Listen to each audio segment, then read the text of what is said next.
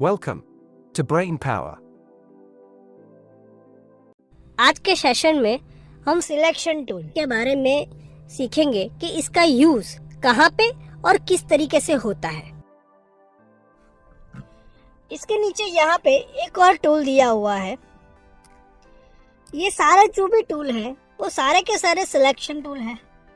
सबसे पहला selection tool है रेक्टेंगुलर मार्की टूल, जिसका शॉर्टकट है M।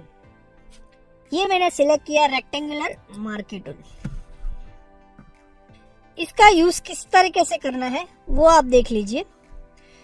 आपको सबसे पहले जहां से आपको सिलेक्ट करना है वहां पे क्लिक करना है। क्लिक करने के बाद माउस को ड्रैग करना है। जैसे ही आप ये ड्रैग करेंगे आपका एक स्क्वायर बनता जाएगा। आपको जितना पार्ट सिलेक्ट करना है उतना पार्ट सिलेक्ट करके आपको वहां पे माउस पॉइंट छोड़ देना है। जैसे ही आप माउस को छोड़ देंगे उतना पार्ट सिलेक्ट हो जाएगा। आपको जहां से सिलेक्शन शुरू करना है वहां पे जाके आपको सबसे पहले एक क्लिक करना है। क्लिक करने के बाद आपको माउस को ड्रैग करना है। जहां तक आपको सेलेक्ट करना है वहां जाके आपको अपना क्लिक छोड़ देना है। जैसे ही आप क्लिक छोड़ देंगे उतना पार्ट सेलेक्ट हो जाएगा। सेलेक्ट होने के बाद यहाँ पे एक टूल रहता है, ऑटोमेटिकली ये टूल आ जाता है। इससे आप सिलेक्शन को मूव कर सकते हैं। एक चीज आपको याद रखनी है कि आपको मूव टूल से इसको मूव नहीं करना है, क्योंकि मूव टूल सिलेक्शन को कट करेगा, मूव नहीं करेगा। अब सिलेक्शन के रिगार्डिंग यहाँ पे ऊपर आपको कुछ ऑप्शन दिए हुए हैं, जिसमें ये सबसे पहला ये ऑप्शन है जिसको बोलते हैं हम लोग न्यू सिलेक्शन। जो अभी हमने यहाँ पे किया है वो न्यू सिलेक्शन किया है। उसके बाजू में दूसरा सिलेक्शन टूल है, इसको हम बोलेंगे ऐड सिलेक्शन। ऐड सिलेक्शन से आपने जो कुछ भी सिलेक्शन किया है उसमें अगर आप कुछ सिलेक्शन ऐड करना चाहते हैं तो इसका यूज होता है।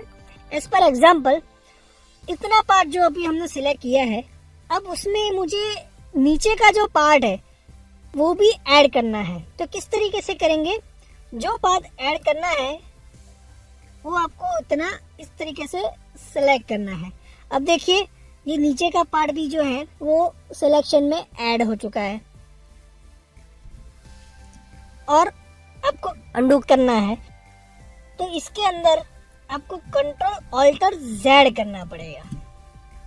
ये जो कंट्रोल ऑल्टर जेड है उसका मीनिंग होता है स्टेप बैकवर्ड।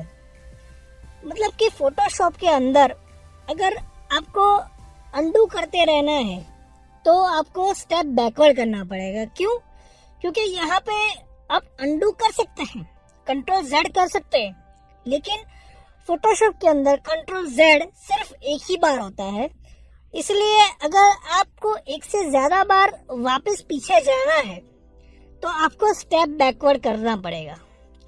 उसी तरीके से स्टेप फॉरवर्ड भी दिया होता है, जिसका शॉर्टकट होता है शिफ्ट कंट्रोल जेड। सेम उसी तरीके से आपको अगर फॉरवर्ड करने हैं अपने स्टेप्स तो आपको एडिट में जाके स्टेप फॉरवर्ड करना पड़ेगा। इस तरीके से और भी अलग अलग टाइप के सिलेक्शन टूल हैं, जैसे कि यहाँ पे उसके बाद आता है एक और selection tool, elliptical marquee tool. मतलब जो रेक्टेंगुलर टूल था वो रेक्टेंगुलर सिलेक्ट करता था, लेकिन इलिप्टिकल मार्की टूल है वो राउंड में सिलेक्ट करेगा। जैसे कि ये मैंने एक सिलेक्शन किया है, ये पूरा राउंड में सिलेक्ट करेगा। और अगर मूव टूल से अगर इसको हम लोग कट करते हैं तो इस तरीके से राउंड में कट होगा। इसको कंट्रोल डी कर देते हैं। बैकग्राउंड को मैं अनलॉक कर देता हूँ। इसी तरीके से एक और सिलेक्शन टूल है सिंगल रो मार्की टूल। मतलब अगर आपको एक छोटी लाइन जितना सिलेक्शन चाहिए तो इसको आप यूज़ कर सकते हैं। इसका यूज़ अगर देखा जाए तो बस एक छोटी छोटी लाइन अगर आपको डिलीट करनी है या कुछ पैटर्न बनानी है तो इसका यूज़ होता है। जैसे कि यहाँ पे ये जो सिलेक्टेड पार्ट है उतना पार्ट डिलीट करके मैं यहाँ पे आगे जा रहा हूँ। देखो, अब देखोगे मैं थोड़ा इसको जूम कर देता हूँ तो यहाँ पे इतना पार्ट डिलीट हो रहा है। आप डिलीट का बटन प्रेस करके किसी भी सिलेक्शन को डिलीट कर सकते हैं। एक और डिलीट कर दिया मैंने, एक और पार्ट मैंने डिलीट कर दिया। अब इसको कंट्रोल डी करके डीसिलेक्ट कर देते हैं, सिलेक्शन चला गया है। किसी भी सिलेक्टेड एरिया को डायरेक्टली अगर आपको कीबोर्ड से डिलीट करना है तो आपको डिलीट प्रेस करना पड़ेगा। डिलीट करने के और भी ऑप्शन है लेकिन वो हम आगे देखेंगे। फिलहाल एक और चीज़ आपको मैं दिखा देता हूँ, वो है सिंगल कॉलम मार्की टूल। जैसे कि सिंगल रो मार्की टूल है वैसे यहाँ पे सिंगल कॉलम मार्की टूल है। सेम उसमें सिलेक्शन होता है लेकिन यहाँ पे वर्टिकली सिलेक्ट होता है इस तरीके से। इसको बोला जाता है single row marquee tool. Control D कर देता हूँ, डीसिलेक्ट कर देता हूँ। अब एक दूसरी बात, आपने अभी 2 मिनट पहले देखा कि मैंने ये पूरा पेज जो है वो जूम किया है।